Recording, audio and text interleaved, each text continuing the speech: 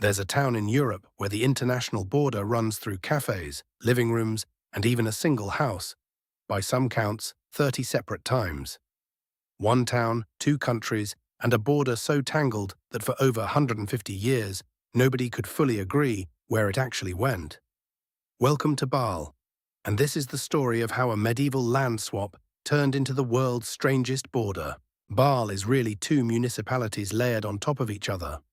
Baarle-Nassau, which is Dutch, and Baarle-Hertog, which is Belgian. But they aren't neighbours in the normal sense. Baarle-Hertog isn't one solid piece of Belgium next to a solid piece of the Netherlands. It's 22 separate Belgian parcels of land scattered like confetti inside Dutch territory. And inside 7 of those Belgian parcels, there are Dutch pockets again. Enclaves, inside exclaves, inside the Netherlands. The origin goes back to the Middle Ages. In 1198, the Duke of Brabant handed over some of his land to a local lord, Godfried of Schoten. Later, the Duke started giving pieces of the remaining territory to the Dutch counts of Nassau.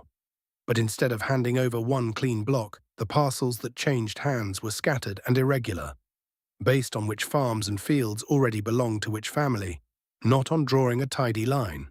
That single choice, dividing by who owned which field instead of by geography, is the entire reason the border looks the way it does today. For centuries, this was a local curiosity, not really a border in the modern sense. The Duke of Brabant and the Nassau counts were all still part of the same broad political patchwork. That changed in 1830, when Belgium declared independence from the Netherlands. Suddenly, those scattered medieval land parcels weren't just an administrative quirk. They were an international border running through streets, farms, and eventually front doors. The two countries spent over a century trying to sort it out. A major settlement came with the Treaty of Maastricht in 1843, which formally recognized most of the existing division. But most is doing a lot of work in that sentence. Several disputed parcels weren't fully resolved until 1995, when the final borders were precisely surveyed and fixed. That's not a typo. This border took over 150 years from Belgian independence to get fully nailed down on paper. Today, the practical result is almost comedic. House numbers in Baarle include a small national flag next to the address to show which country's laws apply. Shops have adjusted their hours to whichever country's regulations are more convenient on a given day. And there's a famous case of a house where the international border ran straight through the front door, meaning which country's rules applied depended on literally which side of the threshold you stood on. You'd think a town split this many ways would be a nightmare to actually live in. It isn't. And that's arguably the more interesting story.